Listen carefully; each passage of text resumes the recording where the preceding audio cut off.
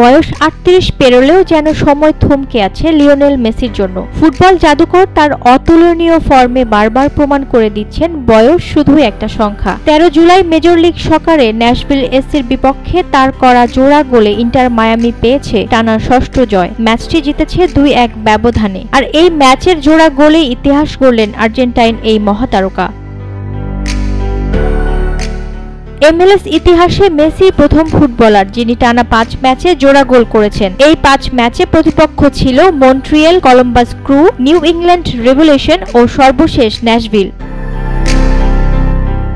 ম্যাচের সপ্তদশ মিনিটেই ফ্রি কিক থেকে নিচু শটে গোলের সূচনা করেন মেসি। এই গোলের মাধ্যমে ২০১৮ সালের পর থেকে তার ফ্রি কিকে করা গোল হলো ৩৫টি, যা ওই সময়ের মধ্যে তার পেনাল্টি গোল থেকেও বেশি। ফ্রি কিকে এখন পর্যন্ত তার মোট গোল সংখ্যা দাঁড়িয়েছে ৬৯টি, যা ইতিহাসের চতুর্থ সর্বোচ্চ। দ্বিতীয় গোলটি আসে ৬২তম মিনিটে। প্রতিপক্ষ গোলরক্ষকের ভুল পাস কুড়িয়ে নিয়ে ঠান্ডা মাথায় গোল করেন মেসি। ম্যাচটিতে ন্যাশভিলের হয়ে একমাত্র গোলটি করেন হ্যানি মুখতার।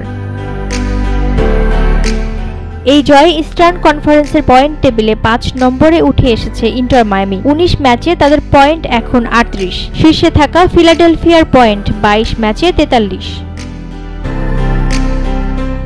চলতি MLS আসরে এখন পর্যন্ত ১৬ ম্যাচে মেসির গোল সংখ্যা ১৫টি, সঙ্গে ৬টি অ্যাসিস্ট, মানে সরাসরি ২১ গোলে তার অবদান। ২০২৩ সালের গ্রীষ্মে ইন্টার মায়ামিতে যোগ দেওয়ার পর থেকে ৬৬ ম্যাচে তার গোল সংখ্যা দাঁড়িয়েছে ৫৫টি। ক্লাব ও জাতীয় দল মিলিয়ে মেসির মোট গোল এখন ৮৭২টি।